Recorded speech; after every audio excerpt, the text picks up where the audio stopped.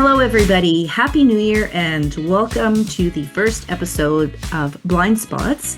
I'm your host, Gail McDonald, and today I'm here with a special guest that I haven't known for very long, but what a great story she has. And I'd like to welcome Lisa Purcell to Blind Spots today. And Lisa has the most incredible story to share.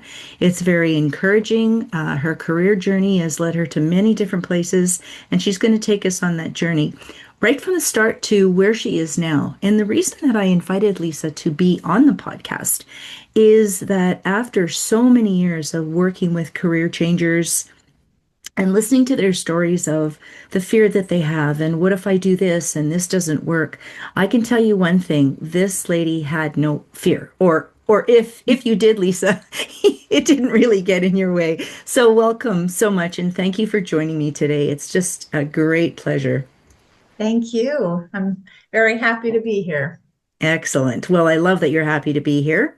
And I would just like to, I guess, start off by asking you if you wouldn't mind going back to the very beginning, because that's what really captivated me when we first met, the story you shared and where you ended up in your whole career. It was just so inspiring to me how you just got up and left and went across the ocean, and there you stayed for quite some time. So what would you like to start with to share with our audience as to how you got off on this start? Absolutely. Well, I suppose when I'd finished my studies, I had envisioned that I would always go to teachers college, but I wasn't quite ready. I felt I before committing to this is the job I'm going to do for the rest of my working days, I felt I wanted to explore a little bit, and that's what took me initially overseas. So I'd worked, I was a nanny in Spain, and when I was there, I met a director of an English school. So I ended up going back and I ended up working there teaching English to children in Madrid. And my time in Europe just sort of made me want to explore even more. So, and it's just so easy to hop on a plane, jump in Mhm. a train. So I had started to explore different places in Europe and really just got a taste for uh, just a different way of life and different Mhm. cultures, and meeting when you're traveling or when you're living overseas, you meet so many people, and it was something that really spoke to me. And I suppose from there, that's when I got involved in international development. So I went and worked at the United Nations Development Program in Geneva, Switzerland. And I really had the opportunity to work with people from all over the world. I learned so much in my time there. I speak French and Spanish, so I have the opportunity to utilize my languages and being in such a multicultural setting, a multilingual setting. And so that's kind of where I started off my journey, I suppose. So being in Geneva again, I was even more uh, place to do travel. So again, jumping on a train, jumping on a plane, I was able to really see so many places that were on my list, my ever expanding list. So that's kind of where I started, where it all started when I was about 23, and I had completed my studies, and that was it. I just sort of I said I'm off. Wow. When I think of what's involved in leaving, knowing you're Mm. not coming back anytime real soon, or you haven't decided on a return date, I get a little bit anxious because I don't even like to pack to go away for 2 weeks. So you were 23 when you left to go overseas, and your journey started where? Like, where were you in Canada at that time? At the time, I was living in the GTA, Okay. just outside of Toronto. Okay. So my family were there, Mhm. and yes, I Yeah. headed off, and Mm-hmm. It Mm-hmm. was, it was a big, I know, telling my friends, and Mm-hmm. I felt there was a bit of a mixed reaction too, Mm-hmm. because obviously for some people there's no interest in, I mean, the idea of leaving Mm-hmm. everyone behind and going somewhere really with, I went with a suitcase and a backpack. Like I really, you can only take Yeah. you can only take so many possessions with you. So Mm-hmm. I know that doesn't appeal to everybody. Mm-hmm. So I felt the reaction. Some people, this is amazing. I want to come and visit you. And other people sort of questioning what, what are you doing? Like, so Yeah. I did find the mixed reaction were all different. And I guess Mm-hmm. it was just, it was noted that different folks reacted in different ways. And I Yeah. guess just going off anywhere by yourself, I think things have changed a bit now. This would have Mm-hmm. been late 90s, early 2000, young woman traveling alone, Mm-hmm. different. I didn't really think about any of that. I just I went for it. As I get older, I'm much more conscious of danger and risk Right. taking. But at Yeah. that age, thankfully, I didn't really think about anything, any negatives. I just Yes. thought this is great. I was just excited to get on that plane and go. Yeah. Wow. So there is some truth to that saying ignorance is bliss. Yes, for What we don't sure. know is just not going to get in our way. Yes. Yeah. And it's interesting to hear you say that people had different reactions. Hmm. And the reason I bring that up is because in the career planning workshops that I used to do, we talked about the competing motives. Hmm. And that can have an effect on our choices as well. Do I stay or do I go? Or maybe someone in the family is not well, and but it's not they're not bad enough to hold you back. Like it's like on the fence about it, and that really can alter a person's decision as to what they're going to do. Hmm. And was there any time, Lisa, that you had doubt? Uh, for sure. I Uh-huh. would say before, during, I mean, Mm-hmm. even being at the airport and looking at Mm-hmm. my parents and thinking, Mm.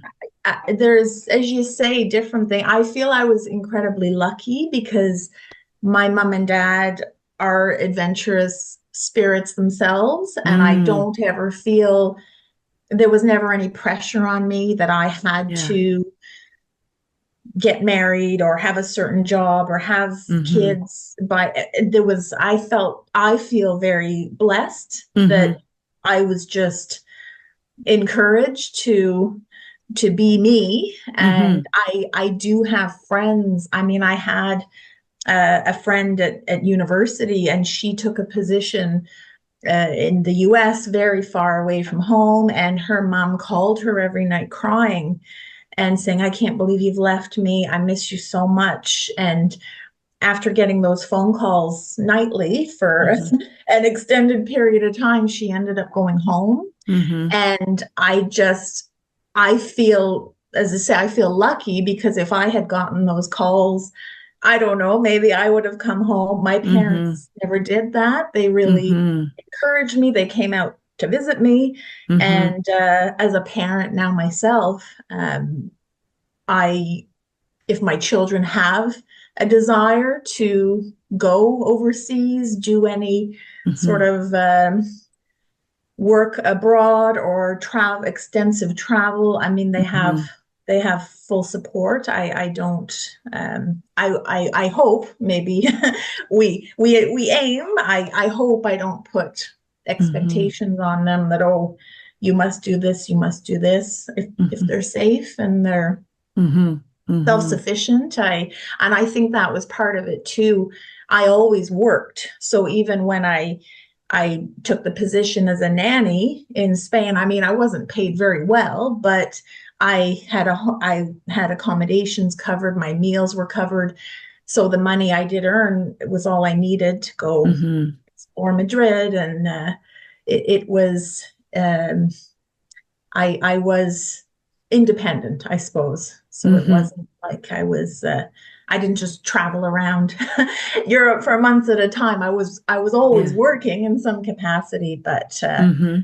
but I do feel lucky to have had the support Mm-hmm. um, of family and friends too, even friends who would never have done this themselves. And obviously, we missed each other. And Yeah. I know myself now when I see people leave, it's much harder to be left. So when I Yeah. went off anywhere I went, I'd be sad at the airport and Mm-hmm. sad adjusting, but there's so much going on. You're in a new city, a new Mm-hmm. country, new Mm-hmm. home. You're not really sitting. Whereas when you're left behind, Mm-hmm. I do realize in hindsight that Mm-hmm. my family, my friends, obviously would have Mm-hmm. missed me, which I miss them as well. But as I say, Mm-hmm. it's easier to leave than be left Mm-hmm. behind. Yeah, yeah, absolutely. And when you're going somewhere that's totally new and exciting and your mind is adapting to that and it's almost like you understand because you're in a different environment that those people aren't there with you. However, when you're the one that's left behind, you're in the same environment and it's like, "Oh, where's Lisa? Oh, right, she's in Madrid." Yeah. Yeah. Well, at least she made her bed before she went, so that's a good thing. But congratulations to your parents for supporting you in that. Mm, And then with regards to the story about the that gal whose mom was calling, mm, there has to be a little bit of sadness in that because travel, being away, leaving the nest, those are some of the best experiences and learnings that we have in life. yeah. And at one point, like one of our sons was in Australia working for 3 years, and he'd come home regularly, especially at Christmas. And then for another period of time, his brother joined him for about 10 months. And that was the most hair-raising experience of my life. Although my husband nor myself said, "What are we going to do without you here?" And it's like, well, if you haven't figured that out as a parent when your kids are in their Mm, 20s, then maybe there's something to look at with that. yeah. Because Yeah. at what point do we let go? Of course. Yeah, Of and there's that course. beautiful phrase, you have to give your children roots, but you also have to give them wings. Yeah. And so, yeah, if I could meet your folks, I'd say high five. Here, and they modeled it for you as well, which was really important too. Oh, So, yes. so your first gig was in Madrid, and then you were a nanny, and then you went to teaching English. Yes. And then after your time in Madrid, you then went on to Geneva. So I came home. I did a lot of back and forth. So I Okay. think that was nice too, that Yeah. I kind of came home and I Mm-hmm. I regrouped. And before I got the position in Geneva, I had applied to work on a cruise ship, to be work on an airline. I had applied for a teaching position in South America. So I had kind of, I felt I was going somewhere, and it Mm-hmm. was really throw a dart at the map and we'll see we'll see what sticks. Yeah. So I was delighted when the Mm-hmm. Geneva offer was made, Mm-hmm. and that's so I actually remember it was around Christmas time, and I got a phone call very early because of the 6 hour time change. And so I woke up a little disoriented, phones ringing, and I Yeah. answered, and it was my soon to be boss offering me a position, asking me some questions over the phone. And Mm-hmm. I can still remember sort of scrambling for a notepad, and I'm thinking, did I dream this? I think I'm moving to Geneva, but it's that's kind of how it all Yeah. started. I sent off again. It was a different time. I think I had Yeah. even sent letters with my resume, and Mm-hmm. I'd sort of sent things off, and Mm-hmm. when they replied. Hmm. That's when that that journey started. Hmm. So, free spirit is what I would refer to you as. I wouldn't give people labels, but free spirit definitely. And I hear that you really weren't clinging on to have one thing happen. And I think there's some truth to that old saying about, we can't put our eggs all in one basket. Yeah. And I've seen career changers going, I want this job, I have to have this job. So they send out the resumes, they get an interview, and then that's it. And the job is done. And if that doesn't happen, then it's like, well, what's my next step? But you Hmm. have to keep sending out resumes. You have to keep following up. There's so much work involved that people Yes. just Underestimate. absolutely. And if you don't put forth that effort, if nobody knows you exist, well, I mean, you sent letters just willingly. Hmm. You just sent them out. You didn't, just wait for an ad to be placed. Unlikely that somebody in Geneva is going to put an ad in the Toronto paper. And years ago, it was paper because we didn't Hmm. the internet wasn't a really big thing at that time either. So you did a lot of this without technology as well. Absolutely. And Yeah. I've often thought, wow, if I had been born uh, a couple of decades later, would I have had a YouTube channel where I'm going to all these Exactly. places, or would I Yeah. have been able to connect more easily with Mm-hmm. recruiters through LinkedIn and Yeah. other tech? So I think I'm excited for this generation that if Mm-hmm. these are things that are of an interest to them, there's Mm-hmm. so many opportunities that Mm-hmm. again back Back in not the that day. long ago, yeah, Yeah. it was harder to yeah, it was just different. It was very Mm-hmm. different. Mm-hmm. Absolutely. And then in Geneva, you did what exactly? I'd love to hear a little bit more about that role that you had. Beautiful Yeah. place. Oh my goodness, is it Yeah. ever? It really is.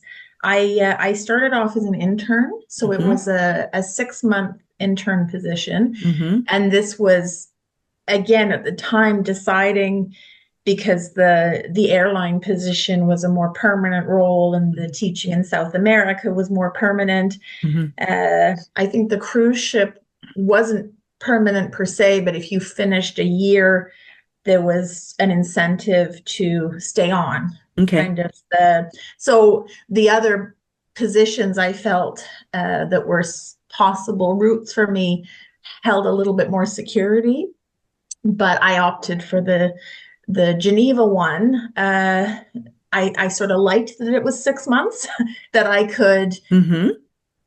test it out and see and not feel that I was fully committing to anything. Mm-hmm. And so I was an intern to start with, and I worked in natural disaster reduction was the sort of branch within the development program where I Mm-hmm. was.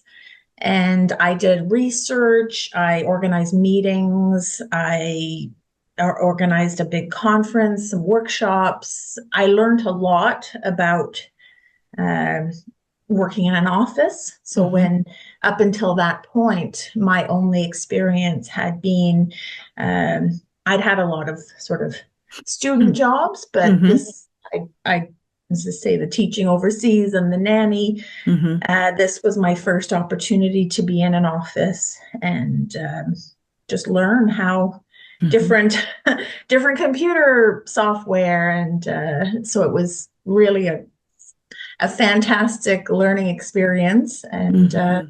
so I did that. I did the 6 months, and then I was sort of rolled into um, a junior officer Mm-hmm. role, Mm-hmm. and I continued on to do that for another 18 months. Mm-hmm. So it was great.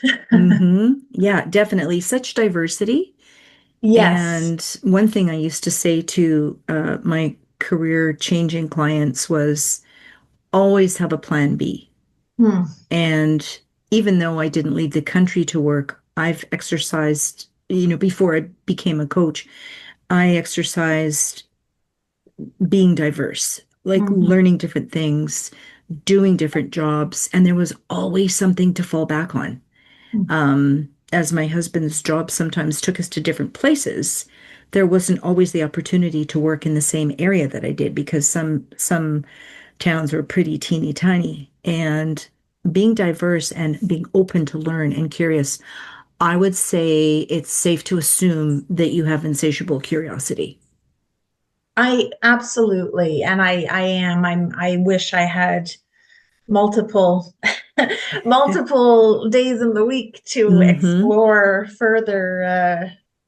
There's just so much out there, and Yeah. I think just going back to what you said before about having the plan B and the diversity, I was a little bit hard on myself, especially earlier in this career journey, because I still wasn't entirely sure what I wanted. And I Mm-hmm. was keeping so many options open, um, that I almost felt, I don't know, there was a little bit of envy when I would meet people who had such a clear plan that I'm going to study to be an accountant and I'm going to get a job with this firm and I'm going to plan out my retirement plan and pay off my mortgage. Like some people just have everything Mm-hmm. so, which doesn't always work the way you want, but they have a plan and they know Mm-hmm. what they want. And I know I was hard on myself because sometimes I was almost would sort of the doubt would creep in and I would ask myself, what am I doing? And where am I going with this? And where am I going to live at the end of uh, this contract? And it's and fantastic to have all this choice and opportunity. And I know, just going back to my parents, like I know my mother never would have had these options available to her, and I think, be a little bit tough on myself because I would think, oh, I have to pick something. I need to, I have to pick a direction. And so I suppose with age, I started to view this, as you say, it's curiosity, it's keeping options open, it's looking at different avenues. I started to shape it more as a positive, but I know when Mm-hmm. I was in it, I used to think, oh no, I need to I need to stop being all over the place. I need to Mm-hmm. pick something like this. Again, just this pressure that we put on ourselves, coming from where, I don't know, society, Mm-hmm. conversations with people, how we think we're perceived, all these different factors. So that was a time of, as I say, there was some doubt, some fear, some questioning. Mm-hmm. But as I got older, I kind of accepted and thought, this was all part of the plan. This was all Mm-hmm. Mm-hmm. everything I did led me to somewhere else. And I think Yeah. that you only see in hindsight. When you're Mm-hmm. in the moment, you can sort of think, I've gone down this path. Should I be down this path? Should I turn around? Should I? Mm-hmm. So, Mm-hmm. Mm-hmm. Well, I couldn't agree with you more because that's kind of how my path was. Like I said, with the different roles and signing up for life coaching, not even really knowing what it was. That was a bit of a journey. It's like, yeah, I want to do yes. this thing, but I'm not quite sure of where it's going to take me. And as you were thinking, I used to feel envious too about people who had what I refer to it as, no disrespect, but a spreadsheet plan. It's like Mm-hmm. I'm going to do this by this time, and I'll have this qualification, and then I'll get a job, and then I'll buy a house, and I'll have 1.5 children, and that I never really had like a clear set goal in mind of what I really wanted to do. But as you said, and this is a big message, I'd love everyone to take note of, is that you just kept moving ahead. And then you look back and go, yeah, that's why I can now do what I do. It's Mm-hmm. why I love what I do. And everything that we have done in life, even if there's something very different, like being the nanny, being the English as a second language teacher, very different from the junior officer or the admin. there's that accumulation of different skills. And as well, if you want job security, which is very rare nowadays, but oftentimes if there are layoffs, etc., you can be in the last wave, or maybe you'll be one of the ones that is kept. Mhm. Have as many skills as you can that you've acquired along the way, even with your life experience. Yeah. And another thing that I feel is really noteworthy is that you also said you reframed it. And Mm. when we have that ability to reframe, we've given ourselves agency of choice. Yeah. You made these choices. Yeah. No one else made them for you, and therefore you also had to learn how to be responsible and accountable for everything you did. Because it Yeah. was no one saying, okay, get on this plane now, go apply here. Um, it was just you. Yeah. That's a That's great true. story to tell your grandchildren when you have grandchildren. I know that's a ways off for you, We'll but see. yeah, yeah, exactly. Well, it depends on what our kids do, right? Yeah, for sure.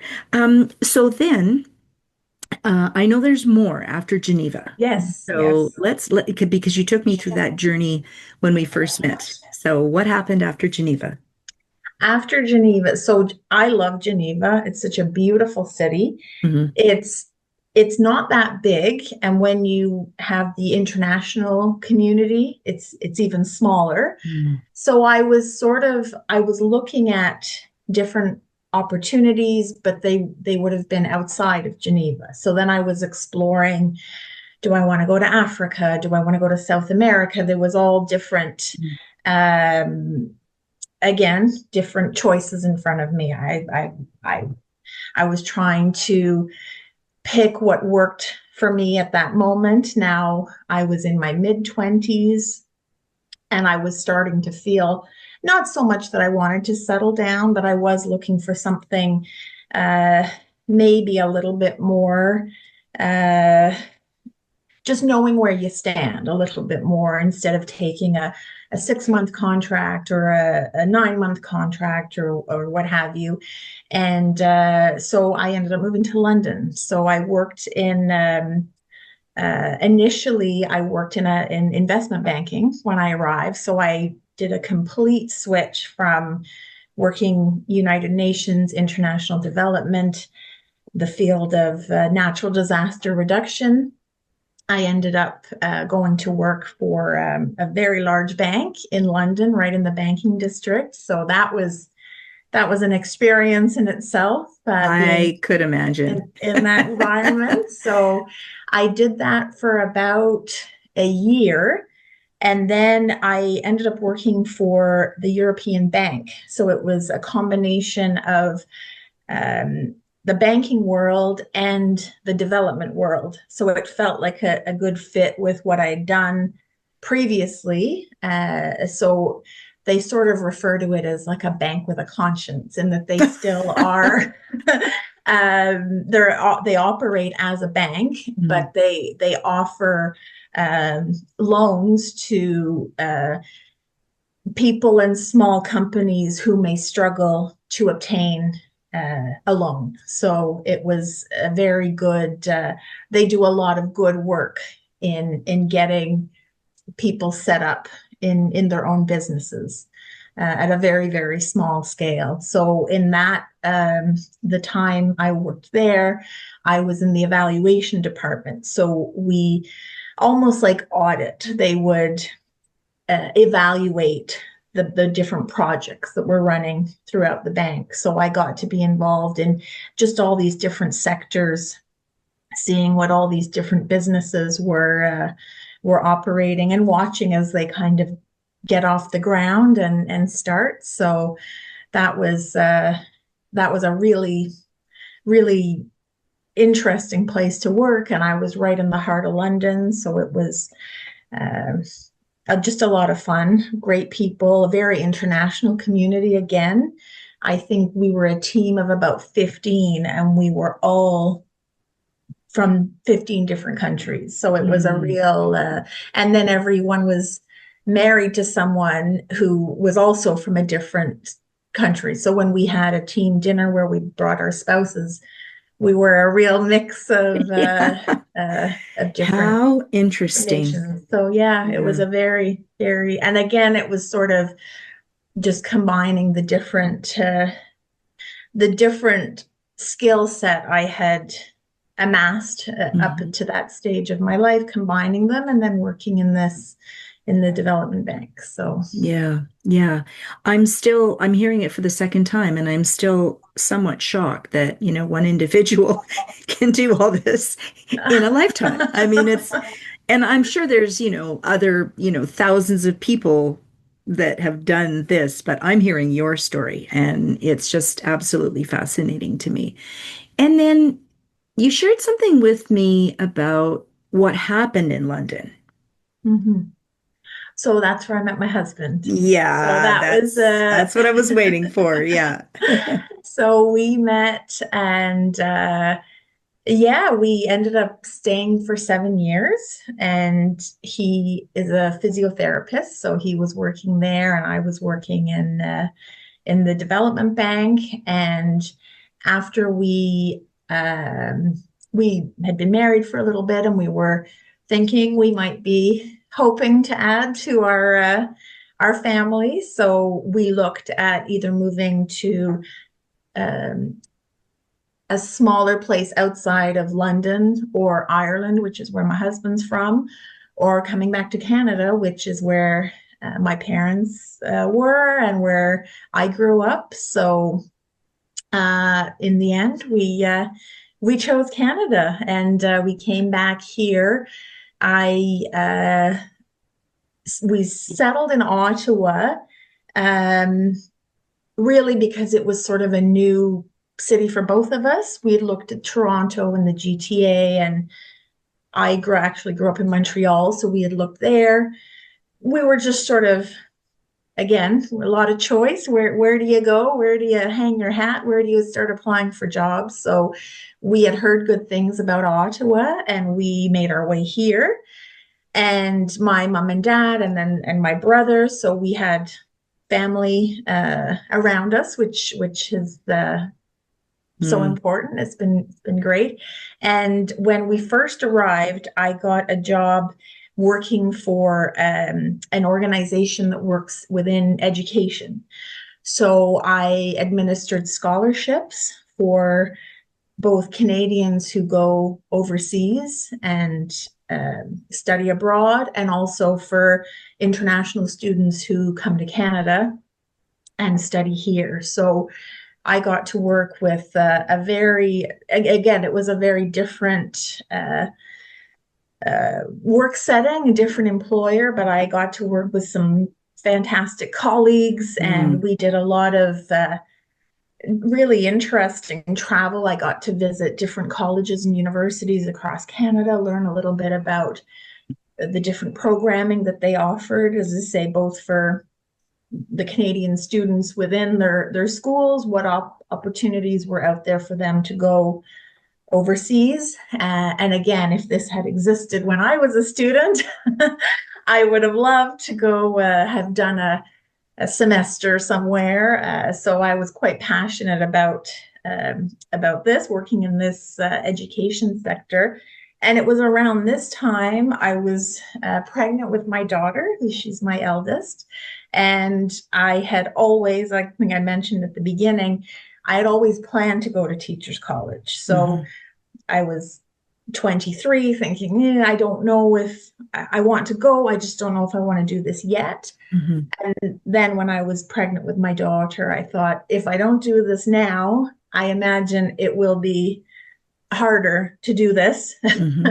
as as you bring children into your family. So I Hmm. applied to teachers college, and by the time I went to teachers college and got accepted, I was then pregnant with my son, and he's my second. So I now had two young children and my husband, and I started teaching elementary school. So I did 10 years of teaching in, I pretty much taught every grade from kindergarten up to grade 8. And so that was that was my world as my Hmm. children were growing up. Hmm. And yeah, that's that's kind of Wow. what I ended up with next. And just to go back to my parents, I mean, they're so supportive, and as I mentioned before, I think they were probably also starting to think, what is she going to tell us next? Because it just felt like every time we had any kind of family gathering, I was announcing that I was either moving somewhere or I'm going back to school or I'm changing position. So it was sort of becoming they were just expecting what are Yeah. what are you going to do now? Yeah, yeah. And speaking of expecting, I can't even imagine that journey. I mean, you got your education in betwixt and between pregnancy and childbirth, and you did not say, well, I'll wait till the baby's born. I'll wait till we've had our family. And in some cases, it may be necessary. I'm not saying it's easy and possible for everyone, but again, sometimes we create barriers that aren't there. Yeah. And And um, and it's funny you say that. And I know my husband always says people do what they want to do. So it was sort of one side said, I think this is what I want. I want to go to mhm, teachers college. I want to at least apply and see if this is an option. And mhm. you talk about the doubt and the fear and all these things. I remember the night before my very first day of teachers college, and now I had a toddler. It had been over a decade since I had been a student myself. Oh, that's a good And range to, yeah, it's a yeah, long time to be out and you have to learn how to learn all over again, pretty all much. over again. And I remember hardly sleeping that night because I was just nerves. And I Yeah, thought, I'm going to be so old, and everyone's going to think, what is this old? And I look back now, yeah, and I actually met two of the loveliest women who I think, yeah. very, very dear friends to me. And one of them is 10 years older than I am. Hmm. And so we were actually three different decades. I'm born in the 70s, one in the 60s, and the other in the 80s. And we just Yeah, clicked instantly. And yeah. right away I thought, well, I'm not the oldest one here. Hmm. And it was very eye-opening because it goes to show it is never too late. Yeah. And when I looked around the room, there was obviously the students who had just finished their undergrad, Hmm. the youngest of the group, but there was a mix of people who had worked in whatever capacity after their first degree or their second degree, and now, so it goes to show I had worried for Hmm. nothing, because we it was a mixed group of people. And Hmm. I've always said that to anyone: if it's something that you really want, don't let age be a barrier. If it's Yeah, because yeah, even at the time I thought I have a lot of work years ahead of me. So yeah. if I get this degree now, Hmm. I can still utilize it for many years to come. So Absolutely. Yeah, I am so glad to hear you say that because once again, it's the barriers we create.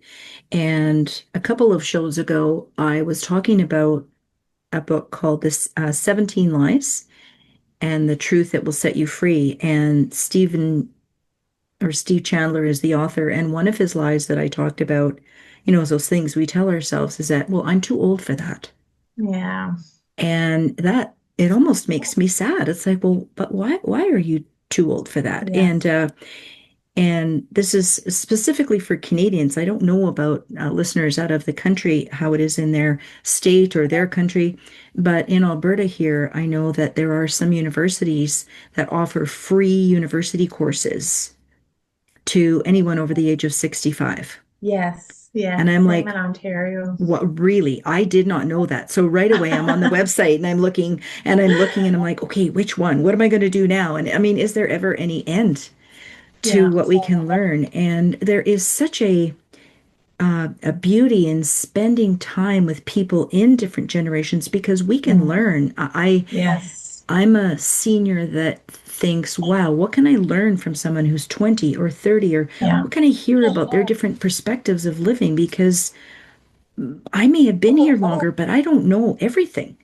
Yeah, I And couldn't agree more. And I yeah, find, and with changing technology, oh I've boy, yeah. appreciated so much anytime Mm-hmm. there's a younger person on the team Yeah, because their knowledge, just yeah. by the fact that they were born in the in the generation that they are so well versed, I Mm-hmm. find, in a Mm-hmm. lot of tech areas that Mm-hmm. so it's true, but just the different Mm-hmm. perspectives, as you say, and Mm-hmm. just being able to connect with someone. It doesn't really matter Mm-hmm. the age. It's you Yeah. form these connections with Yeah. people. So true. So true. And so valuable in life as well. And when you were talking about being in England and working at the bank and people and their spouses being from, Mhm. all international, what a great way to learn from people and network and make some lifelong friends. Yeah, for Yeah, for sure. sure. So it's just so critical. Like you learned not just what you did on the job, but so many other key personal skills that are important for career seekers to build, to actually Mhm. bring to a job.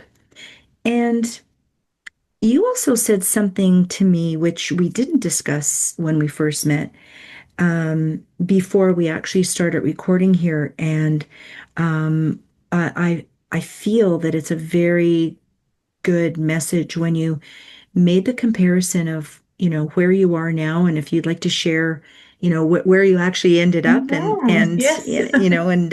we were working in the same area for a little while, which is kind of how we connected. And you talked about the variables of how different it is now and how our priorities change and our values change and how to really work with that and what is really important. And there is, I know compared to when I was a working mom, my kids were in school before I actually went to work, but it's still crazy busy. Mm. And it didn't seem to be as busy as it is now. And I'm not quite sure why. I mean, that's a whole nother conversation Yes. to have with maybe a sociologist. But if you could share with our audience how it is for you now, and what has changed versus when you were younger, Hmm. um, that would be great. Absolutely. Well, I feel when I was single, I didn't have children. I don't feel anyone talked about work-life balance. I don't know if that was a Yeah. term that was ever used. Yeah, I don't think it was. Yeah, and I Mm. always sort of felt I'm new and I'm learning, so I have to put in so much into this. And Mm-hmm. obviously, I in my current role, so now I'm still in training and education, but I Mm-hmm. work for the government, and putting effort into what I do, but I find there's a slightly different culture as at the same time, where from the top down, bosses check in to make sure, are you okay? How's your workload? Do you need help with anything?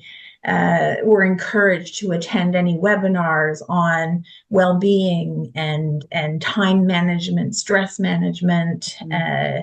We're encouraged to take work from home days if it enables us to take care of things on the home front. And Mm-hmm. so I find that, maybe because I didn't have children at the time, I Mm-hmm. wasn't plugged into any of that language, but I just Mm-hmm. don't feel that that was spoken about as much. I felt it was very much that, and maybe being a woman too, you sort of feel, especially if you're in a very mostly male Mm-hmm. workplace, you do feel I have to show that I'm working and I'm on this and I'm but again, maybe that's a conversation for a different day as well. But and maybe with my age now too, I find you reach a comfort level where I am accountable for the work that I do and I'm responsible, and I know if I've done a solid day's work, I know I can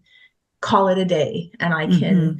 I can switch off, and now I Mm-hmm. can focus on where I'm needed at home. And Mm-hmm. I think that comes with age. As I say, I think society has changed. Not everyone has this luxury, unfortunately. I'm sure some Yeah. people are not feeling that they're supported in the workplace or Mm-hmm. encouraged to look after themselves and set up a good work-life balance. But Mm-hmm.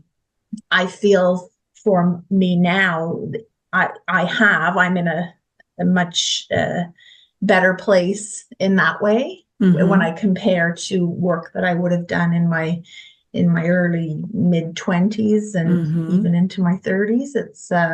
Mm-hmm. It's different times, and you have a different perspective, I think, as you get older. Mm-hmm. And family's so important. As we said, our Yeah. kids grow fast, so my work is very important to me, but I know I want to be here to Mm-hmm. help with homework or drive Yeah. someone to a sporting event or just be with Absolutely. Yeah. And, driving them. to those sporting events or wherever you're going is such an opportunity to bond. Yes, It's I not agree. always doing I something with our agree. children, but it's just being with them and listening to them. Yes. Tell me about your day. Like, what was the best thing that happened to you today, Yeah. or whatever it is. But sometimes we're so rushed and we're reading them a story, but we're thinking about a report that we have to do. Mhm. And as you said, I mean, our kids, oddly, they grow. Um, and I was just thinking about my amazing neighbors when she moved in. Her girls were very small, and of course, we see them seldom during the winter because it's just too Mm. cold. And it seems from a certain period of time, like in September when they start school and get busy, to spring when we all start to resurface, it's like, whoa, how much have you grown in that short period? Yes. And before you know it, I mean, I can't even believe that our kids are in their 40s. It's like, how did that even happen? Like, let me check my driver's license. I don't think I'm that age yet to have kids this age, right?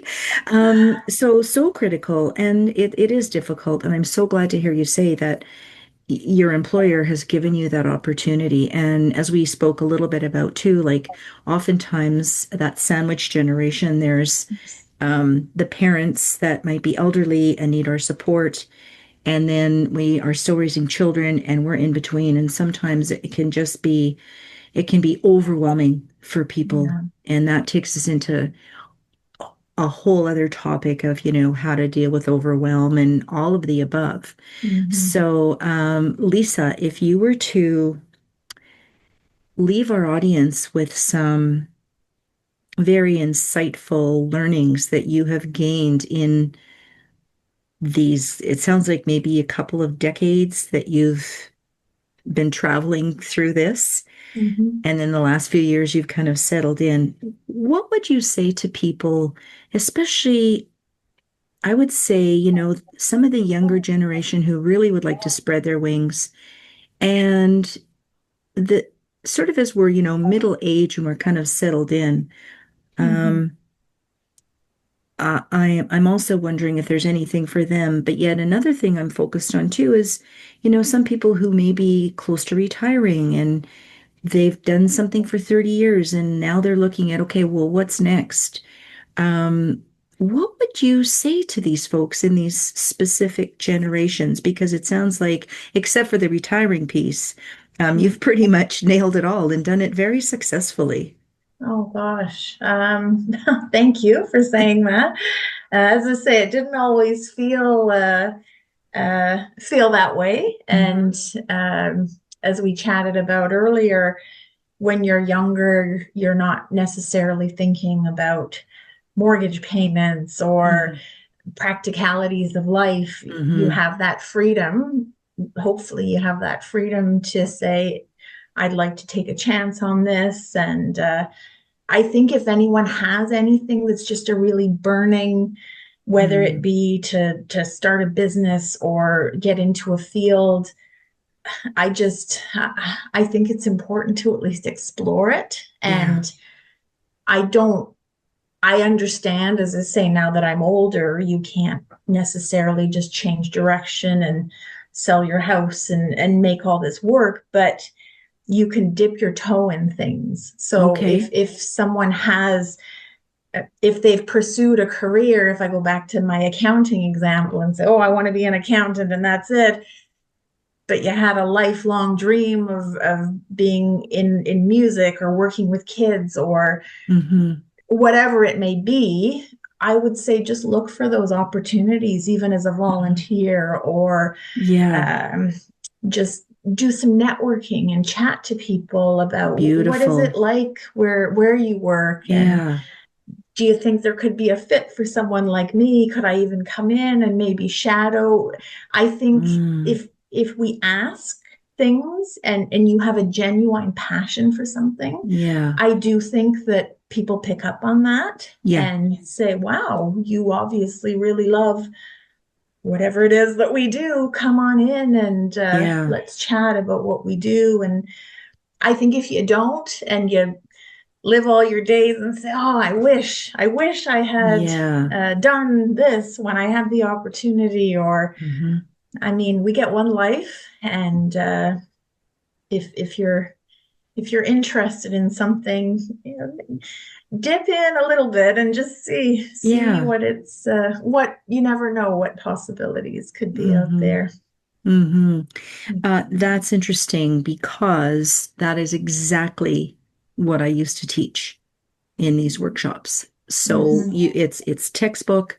What you've said is so true. It's so very valuable. And when I think back to some of the jobs I did get, like I rarely applied for jobs.